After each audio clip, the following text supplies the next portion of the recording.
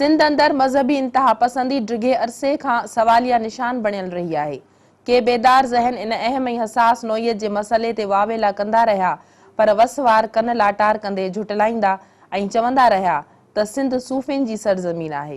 हिते दहशतगर्दी इंतहा पसंदी पेर नथी पाए सघे। सदन अहिड़ा रटियल विर्द जारी हुआ त जेकबाबाद, शिकारपुर ख़ुदकश धमाकनि सां गूंजी उथिया। चयाऊं त हमलेआवर ॿाहिरां आया हुआ। हीअ सिंध धरती सूफ़ियुनि जी अमुन ऐं मज़हबी भाईचारे जी धरती आहे। हिते दहशतगर्दी नथी निपनी सघे। यानी इन्हनि धमाकनि ते बि संदन कन ते जूं ई न सुरी त सूफ़ियुनि जी धरतीअ ते धारियुनि खे धमाका करण में सहूलतकार कंदड़ केरु हुआ।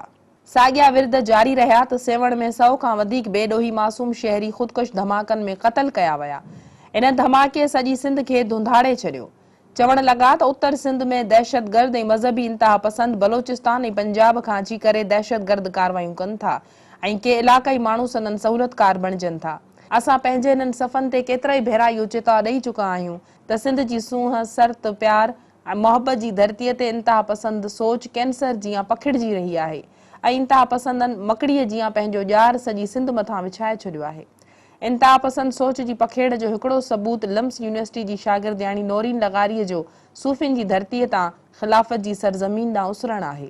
नौरीन लगारीअ जी गुमशुदगी खां पोइ समाजी राब्तनि वारी साइट ते संदसि मैसेज खां पोइ इहो मामलो लाॻीतो गुझारत बणियल रहियो त हूअ दाइश में शामिल थी वई आहे या खेसि अगवा कयो वियो आहे। पर गुज़िरियल ॾींहुं हैदराबाद पुलिस शागिर्दियाणी नौरीन लगारी जे अगवा वारे ख़दशे खे रद्द कंदे संदसि हैदराबाद खां लाहौर वेंदड़ बस में मौजूदगी वारी वीडियो जारी कई। पुलिस मूजिबि हेल ताईं मिलियल ॼाण मां शागिर्दियाणी जे कॉलेज दौर खां मज़हबी जुनूनियत या इंतहा पसंद सोच रखण जहिड़ियूं शाहिदियूं मिलियूं आहिनि, जंहिंजी तस्दीक संदसि कॉलेज जे उस्तादनि पिणु कई आहे। इन्हनि ॻाल्हियुनि खे ॾिसिजे त इहे समूरा माण्हू जेके अॼु ताईं सिंध अंदरि वधंदड़ इंतहा पसंद सोच जो इनकार कंदे सूफ़ियुनि जी धरती ऐं अमुन ऐं भाईचारे जा लाॻा आलापींदे हक़ीक़तनि खां इनकार करे रहिया हुआ, से सूफ़ियुनि जी धरतीअ तां कंहिं छोकिरे न पर हिक नींगरीअ जी ख़िलाफ़त जी सरज़मीन ॾांहुं उसरण ते कहिड़ी वज़ाहत ॾेई सघंदा। असां सम्झूं था त अॼु पंहिंजा समूरा रिवायती राग ऐं आलाप पासीरा रखी सिंध अंदरि वधंदड़ इंतहा पसंद सोच खे रोकण लाइ न रुॻो वीचारण पर अमली क़दम खणण जी ज़रूरत आहे। छाकाणि त जेकॾहिं हिकु नौरीन लगारी दाइश में शरीक थियण लाइ निकिरी सघे थी त पोइ इन इम्कान खे कीअं रद्द करे सघिबो त अहिड़ियूं ॿियूं केतिरियूं ई नौरीन लगारी ख़िलाफ़त जी सरज़मीन ॾांहुं उसरण लाइ तयारु हुजनि।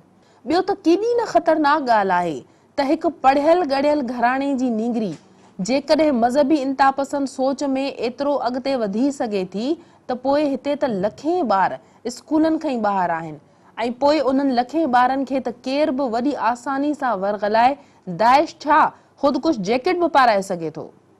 तंहिं करे अॼु सिंध अंदरि पखड़ियल इन इंतहा पसंद सोच जे ख़ात्मे जो अज़म करणो पवंदो। जेकॾहिं ईअं न कयो वियो त सिंध जी सूफ़ियत जुनूनियत जी अड़ाहनि में सड़ंदी ऐं अमुन, मोहबत ऐं भाईचारे जा प्रचारक बमनि सां उॾाया वेंदा।